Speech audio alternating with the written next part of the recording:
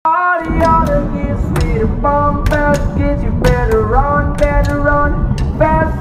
Shalom, saya Gregoria Gita dari kelas 8C akan menceritakan kembali tentang kisah Dr. Moore dan seorang anak lelaki buta.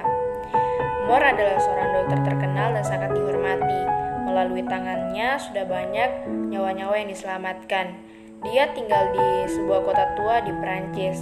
20 tahun yang lalu, dia adalah seorang narapidana. Kekasihnya mengkhianati dia dan memilih pria lain. Akibat emosi, dia melukai pria tersebut dan dipenjara selama 3 tahun. Setelah keluar dari penjara, kekasihnya telah menikah lagi dengan pria lain.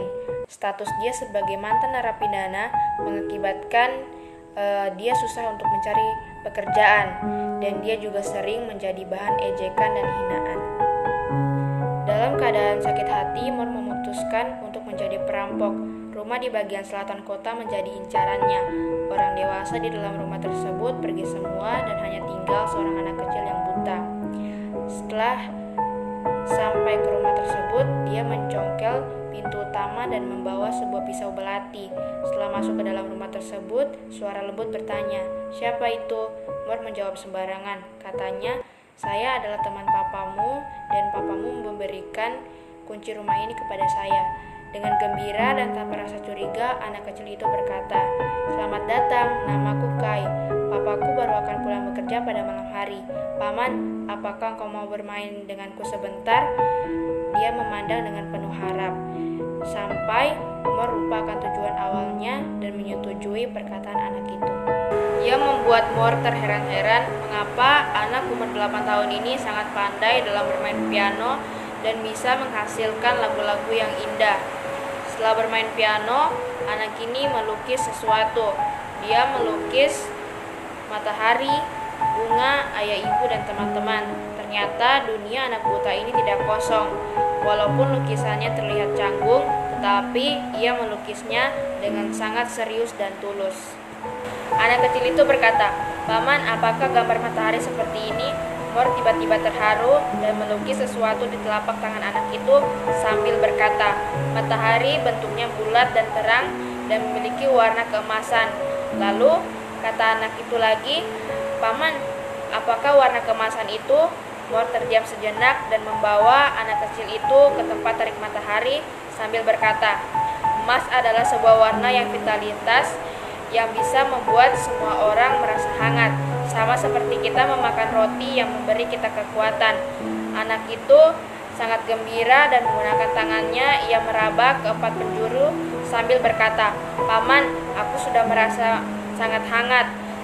Dia pasti akan sama dengan senyuman paman."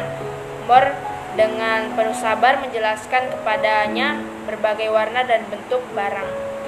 Dia sengaja menggambarkan dengan hidup sehingga anak yang penuh imajinasi ini mudah mengerti. Anak buta ini mendengarkan ceritanya dengan sangat serius.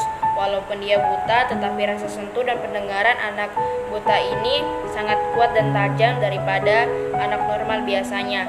Akhirnya Moore tersadar akan tujuan kedatangannya, tetapi tidak mungkin dia akan merampok lagi. Akhirnya dia berdiri di hadapan Kai dengan rasa malu, dan sebelum pergi dia menuliskan sesuatu untuk kedua orang tua Kai. Di dalam surat tersebut, dia menuliskan permintaan maaf dan mengatakan bahwa orang tua Kai ini sangat hebat dalam mendidik Kai sehingga dapat menyentuh hati seorang Moore ini.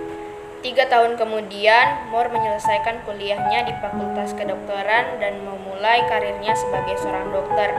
6 tahun kemudian, dia dan rekan-rekannya mengoperasi mata Kai sehingga Kai bisa melihat keindahan dunia.